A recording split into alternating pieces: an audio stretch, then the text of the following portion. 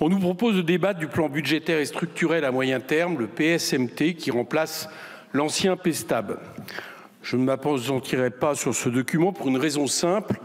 Depuis 2017, aucune trajectoire de ces programmes n'a été respectée au-delà de la deuxième année, comme le confirme une note de FIPECO. Ce sera cette fois pareil. Si cette trajectoire fait fausse route, c'est que votre politique fait fausse route. Je parle de politique de l'offre et de la compétitivité censée favoriser notre économie à force d'attirer les capitaux et réduire le prix du travail. Sauf le doublement des dividendes, elle n'a atteint aucun de ses objectifs.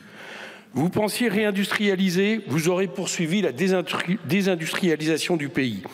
La part de l'emploi industriel dans l'emploi salarié privé total a baissé et les plans de licenciement dans l'industrie chimique et sidérurgique font craindre le pire. Vous pensiez en finir avec le chômage, l'OFCE annonce 7,9% de chômage à la fin de l'année 2025. Vous pensiez relancer l'activité, finalement la productivité dévisse, moins 8,5% depuis 2019 selon la Banque de France et la croissance poursuit sa baisse. Vous aviez fait de la réduction du déficit votre objectif premier. Finalement, les comptes publics ont sombré. Selon la dernière note de FIPECO parue hier, si la France présente le premier déficit public de la zone euro, elle est surtout un des deux seuls grands États membres à l'expliquer par la baisse des recettes publiques, soit moins 3% du PIB depuis 2017. Or, vous vous acharnez sur les dépenses alors qu'elles ont baissé de moins 0,6% sur la même période. Cette baisse des recettes est l'arme du crime que vous vous obstinez à cacher.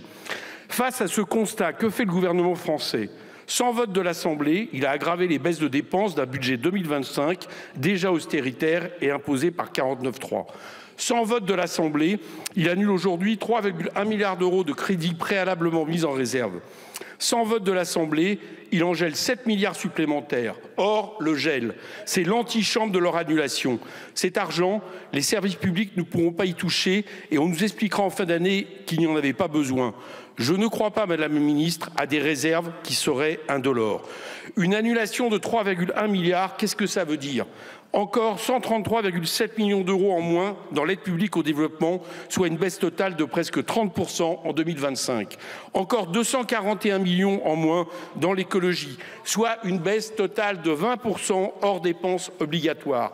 Encore 386,7 millions en moins dans la recherche et l'enseignement supérieur, soit une baisse totale de 1,9 milliard d'euros en 2025. Ainsi, le gouvernement esquive le Parlement et, hors de tout contrôle, approfondit l'austérité. Or, couper dans les dépenses publiques, c'est couper dans l'économie. L'OFCE estimait déjà en octobre dernier l'effet récessif du premier budget Barnier à 0,5% de croissance, soit près de 8 milliards d'euros de recettes fiscales en moins. Or, vous avez poursuivi dans cette voie et avec ces nouvelles coupes par décret, vous persistez, vous soignez le mal par le mal.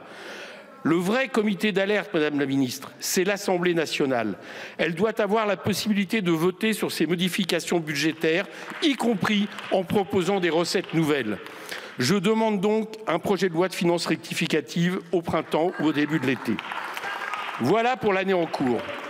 Disons maintenant deux mots de 2026. Le gouvernement nous annonce 40 milliards d'économies en plus avec un effet récessif assuré et sans toucher une fois de plus au coût exorbitant du capital.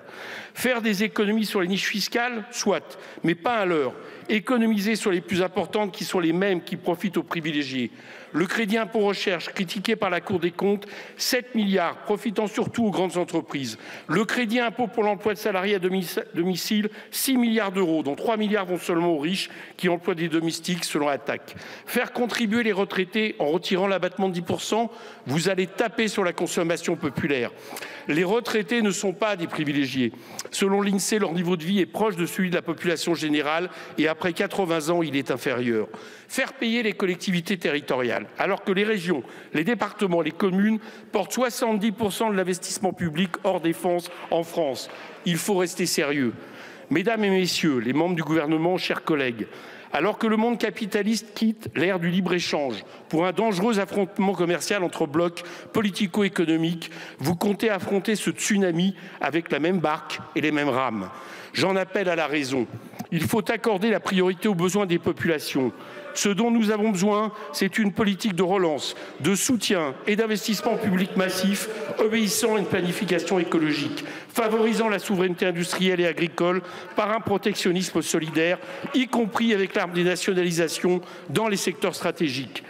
Pour parvenir à tout cela, il faut changer radicalement de politique.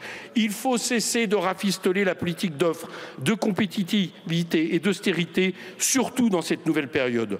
Sans quoi, on risque de faire décrocher un peu plus le pays et l'entraîner dans une spirale économique et sociale infernale. Merci. Je vous remercie.